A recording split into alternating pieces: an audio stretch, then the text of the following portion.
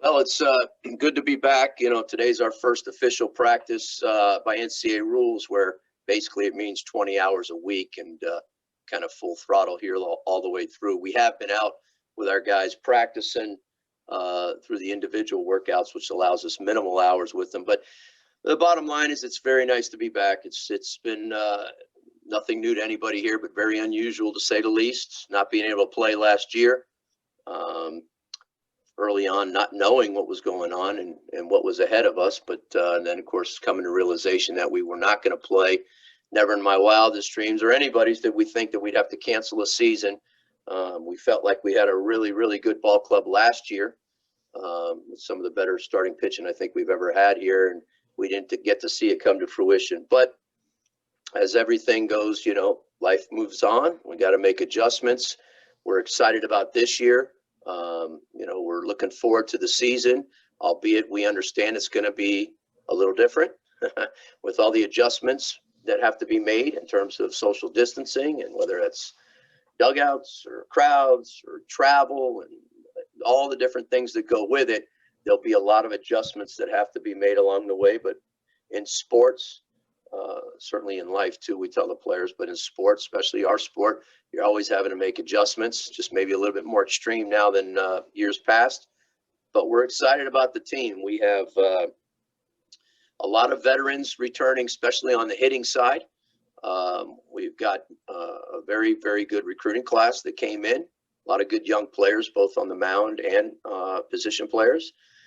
And, we're going to probably have one of the more challenging seasons, not just with the COVID, but also our schedule, seeing that the ACC cut us 6 games, which took away some games, midweek games, some out-of-conference games. We added 6 conference games to our season. So we're playing everybody in our conference now except one team, which will be Notre Dame, that gets rotated out this year. When you put that with playing Florida, and playing the midweek schools that we play, the out-of-conference FAUs, Florida Gulf Coast FIUs, it's certainly going to be very challenging. But looking forward to it. I've said this before. The program that we have here, we want to have, and what we've had in the past, and certainly what I'd like to see is our program be right at the top. And if we're going to be that program, then we got to beat the best. And at the end of the day, we got to be in a position at the end of the season, puts us best to get to Omaha and have a chance to win it. So, but we're excited and looking forward to getting this going. Great. Okay, our first question for you, Gino, comes from Christopher Stock of InsideTheU. Chris, go ahead. Hey, Coach, good to see you. I was kind of curious about your outfitter competition. You're obviously bringing back guys, but it sounds like some of the guys, the newcomers, did well, the outfielders. How do you think this is going to play out there in the preseason as guys compete for playing time? Well, it'll play itself out. Like always, guys will be competing these next 3 weeks. We open up 3 weeks from today. So we're going to have a number of inter-squad games. The top of my head, I forget how many there is, but you probably have close to about 11, maybe 12 inter-squad games. So they'll have plenty at bats and plenty of time in the field to prove themselves. And you're right, it's very competitive. Really, all over our team, it's extremely competitive, which is a good thing. But the younger guys, some of the younger guys did stand out in the fall, but we do have veteran guys that have played well too for us. So it's going to be one of those things where we're going to play the guys that we think give us the best chance to win. Obviously, matchups in baseball will come into play with whether we feel like this hitter gives us the best opportunity against this pitcher, or if it's a game where we feel like it's low scoring and we're going to play our best defense, or we need speed or power or whatever it may be. But normally at the end of the day, the guys that are playing the best at that time are going to play. And so that's it's unique because of the fact that we do have some depth in past years, because a lot of guys came back that wouldn't have, with the draft being shortened to 5 rounds, and the fact that you gave another year to all these guys because we lost our season last year. So and that's going to be that's going to be the norm for a lot of programs. We happen to only have 35 players, which is the max, generally speaking, you're allowed to have in baseball. This year they opened it up to unlimited, which from what I've heard, there are going to be some teams with a lot of players more than us, but we still feel very good about our depth.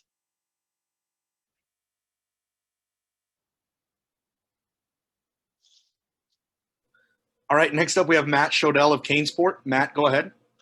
Hey, Gino, how you doing? Good, Matt. So I want to ask you, I know obviously you're just starting out here, but can you talk about some of the guys in the mix in the pitching rotation? Because obviously you lose those three guys. Who I guess Fetterman, will he definitely be a starter? Like, sort of talk about what you're looking at there if you can. Thanks. It's a number of guys. I think we got 8 guys compete, which is the most we've ever had, competing for 4 spots. Fetterman certainly would be a leading candidate because he's a veteran guy and he's done a little bit of everything. He has started, he's closed, he's set up, he's been a long reliever in his time here. So, but he's going to be a starter this year. And, but it's wide open in terms of who's going to be those 4 guys. He's certainly a high candidate for one of the 4. I think the other guys, in terms of returning guys, guys that are high on the list would be guys like McFarland and Jake Garland, Alex McFarland and Jake Garland, both guys that have a chance to be those guys. And then, of course, you have some new guys that have come in, rookies with the transfer guys like Jake Smith and Jordan Dubberly. And then, of course, we have some young guys, freshmen, Alejandro Rosario, Victor Medeiros, Nick Regalado. Those are guys that they're all competing for 4 spots. So it's you're right. It's a big loss losing those 3 guys. I think probably on the outside looking in, that's going to be the biggest question mark for our team is establishing a rotation.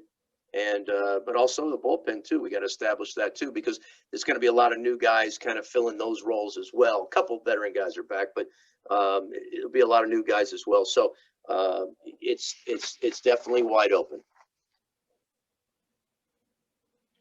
Great. Next up, we have David Furones of the Sun Sentinel. David, go ahead.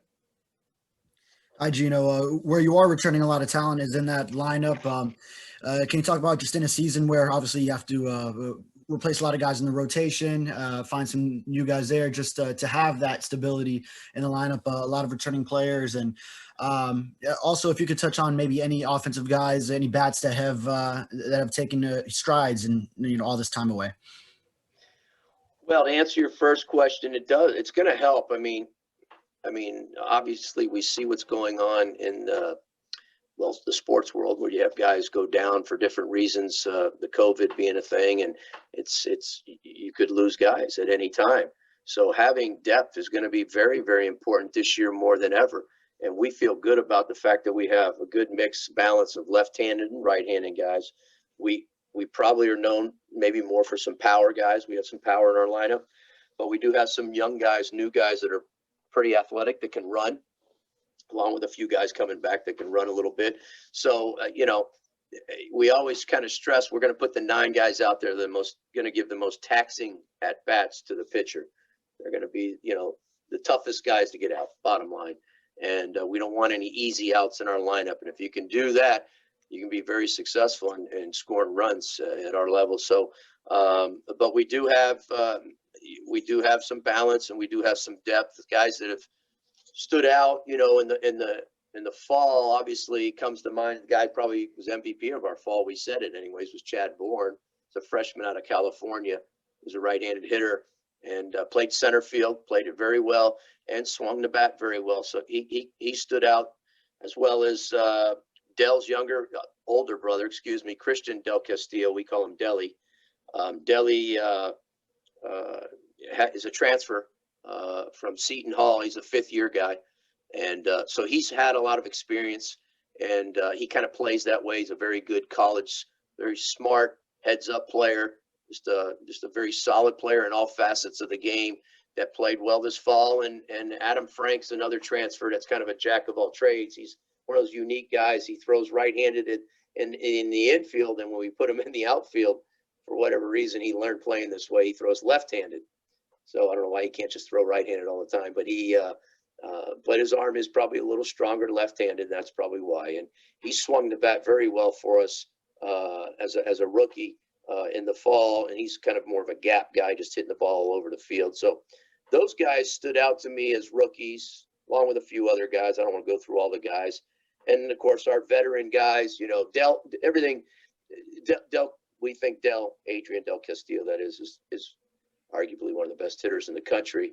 And he's certainly one of the best hitters we've had here. Just pure hitters that can hit the ball all over the place. And he hits with power, and he's an RBI machine. And he's just he's a great guy to have in your lineup. And our whole thing is just trying to figure out who's going to hit in front of him. They can knock him in. And we got to have guys behind him that can protect him. And of course, we feel like we have a number of guys to choose from, especially even returning guys. I think we have eight of our 9 guys in the lineup last year are back. So. All right, we have time for a couple more. Next up, we're going to go to Isabella Didio of the Miami Hurricane. Isabella, go ahead. Hi, Coach. So at the beginning of last season, a lot of the guys were talking about like how close they were as like teammates and how cohesive they were as a unit. And I know with so many newcomers, and I'm sure it's been hard with COVID to like get together, but what do you feel like the relationship is amongst the players? Well, it's a new team, and that's still developing. I mean, that's part of the whole process. It's still developing. I'll tell you, wherever our team is right now, I'd like to think 4 and 5 months from now we'll be even a lot closer. We're going to be dealing with a lot of things. We haven't played our season yet. We've just been together in the fall. But we've, the team, the 2020 team last year is no longer. That team's no longer. It's the 2021 season. So even though we have a lot of guys back, like you said, a lot of new guys come in. As a coach, you're always, looking to try to get a feel, a pulse of the team. And I have no reason to believe this team won't be like a lot of our teams that are always very, very well gelled together. But you just never know. I mean, goodness, in 1999 and 2001, that team seemed like they were getting in fights every day, and we won the national championship. So I don't know what all that means sometimes too, but the guys have been well together. And you're right, it is different with the COVID. We weren't able to be in the locker room last year. Our guys we didn't use showers here. We just practiced, and then they'd go home. We did have set up outside tables in our concourse area where they were spread out, and that's where they would go to kind of change and use the bathrooms here in the locker room, in the restrooms here at the stadium, which is similar to a lot of other programs, I'm sure. But we just moved into the lockers just a couple of weeks ago. So that's and we've got them separated, by the way. We've separated our locker room where half the guys are downstairs, and we opened up the team meeting room upstairs and made that a locker room for now. So it is different, but I guess the best part is just we all together on the field. That's what we know best. When we get on the field and we play together, that's where it just seems to be most normal for us. These Zooms, I don't mean anything about this with you guys, but I'm so tired of the Zooms and dealing with Zooms and team meetings with Zooms, which is basically all we've done since this thing has come about. The Zooms are they're not the same as looking at people in their eyes face to face out in the open and or in the locker room, wherever it may be. But we still, of course, have to do them. But we're trying to cut down on the Zooms and do more meetings where we're outside and spread out. I just think that that's a lot better. All right, Gino, our last question for you comes from Susan Miller-Degnan of the Miami Herald. Susan, go ahead. Hey, Gino, welcome back, I guess, right? Yeah, thank you, Susan. Sorry, Gino, I just had to, I was working on deadline with something else, and I just got on a few minutes ago. And you kind of answered my question just now, but I just wanted to know, as far as COVID-19 goes, like, I did hear what you just said, but during this season, like, has the ACC announced any specific protocols?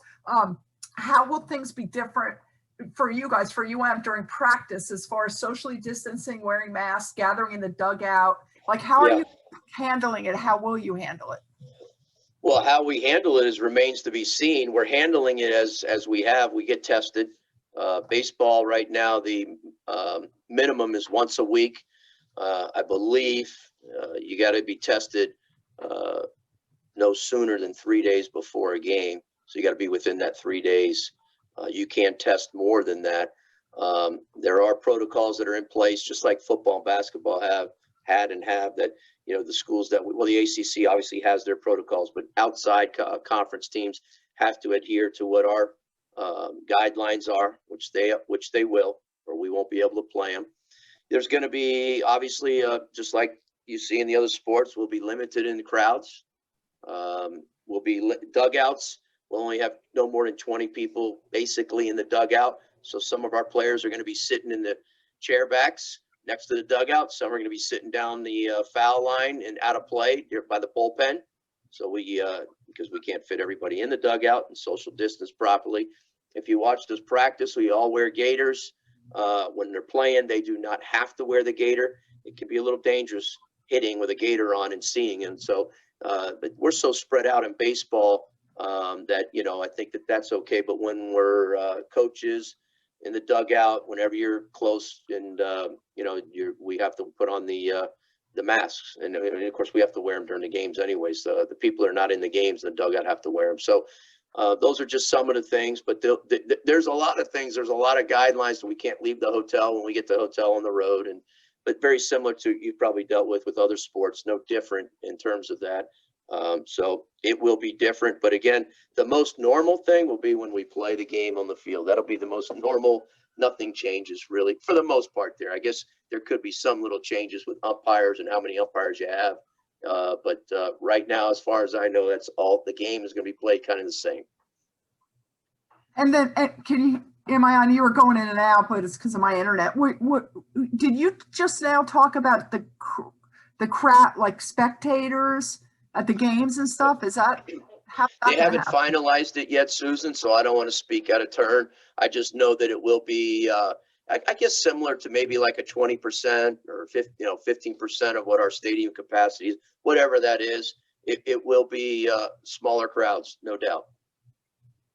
Okay, and David, last thing is, when they're playing the game, you said it's normal. When they're like on the base next to, I guess they don't have to wear masks, right? I know that sounds funny, but no, I haven't heard anything like that. I guess you could have, in Major League Baseball, I don't think it was a rule. I think there was some first baseman that they had said it might be a good idea to put on your mask when somebody's at first base, but I don't believe it was a rule. I don't think anybody on the field, and somebody can correct me if I'm wrong, but I don't think anybody in the game of baseball has to have their mask on. Players, believe the home plate umpire has to have his mask on, and I've read that for us. Maybe the base umpires, I'm not sure, but they probably are going to have it on even if they don't have to, but they might have to, but not the players. The players do not have to have the mask on. The ones that are in the game on the field, they do not. okay. Thanks.